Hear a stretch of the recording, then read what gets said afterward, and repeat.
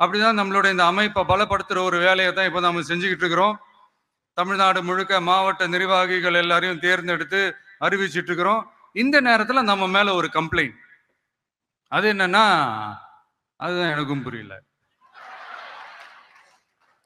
நம்மளுடைய மாவட்ட நிர்வாகிகள் எல்லாருமே வெறும் இளைஞர்களாகவே இருக்கிறாங்களாம். ஏன் இருந்தா என்ன?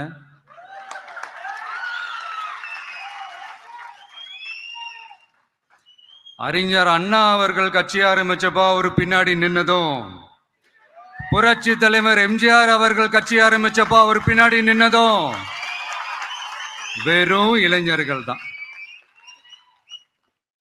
அந்த இளைஞர்களால தான் 1967லயும் 1977லயும் அந்த 2 தேர்தலையுமே ஒரு மிகப்பெரிய ஒரு வெற்றி கிடைச்சது. வரலாறு, அதுதான் வரலாறு.